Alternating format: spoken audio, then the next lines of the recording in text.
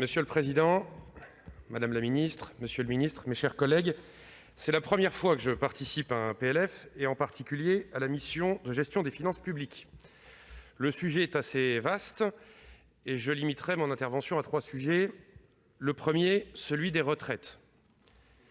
Alors, priorité ou pas priorité, le fait est que les choses étaient déjà très mal embarquées en début d'année, et puis la crise sanitaire, et puis un confinement, et puis un second, et puis dans les mois qui viennent, sur le premier semestre, ce sera la politique de vaccination dans le pays, et puis la priorité à la relance économique.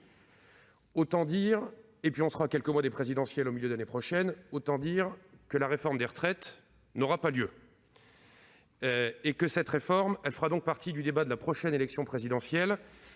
D'ailleurs, c'est un sujet tellement essentiel sur la vision qu'on peut avoir de la société, de la justice et de la solidarité. Il faut que ce débat ait lieu. Ne faisons pas l'impasse, que les candidats ne fassent pas l'impasse sur le débat des retraites, comme ça a été le cas en 2007, en 2012, j'en parle même pas, et comme ça l'a été aussi en 2017. Donc que les candidats donnent leur vision, que le gouvernement, que les parlementaires, que les syndicats ensuite affinent les choses pour que le texte soit voté et qu'enfin nous trouvions une solution sur le sujet des retraites.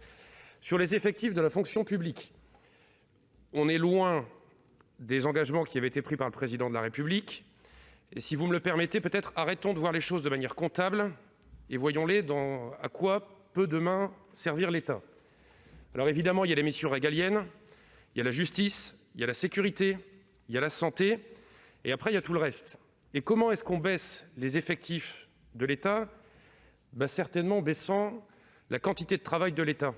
Et j'en viens au sujet des règles et des normes.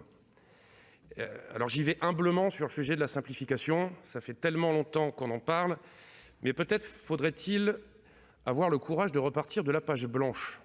C'est facile à dire, c'est beaucoup de travail, mais si on cherche à adapter en permanence les règles et les normes qui existent aujourd'hui, on risque de ne jamais s'en sortir. Et un dernier mot sur les parcours professionnels dans la fonction publique. Beaucoup a été fait par les divers gouvernements sur les dernières années pour permettre aux uns et aux autres de s'épanouir, de passer d'une administration à l'autre. On n'est pas encore allé assez loin. Il y a encore du travail en la matière. En tout cas, pour le groupe, nous voterons les crédits de cette mission. Merci de votre attention.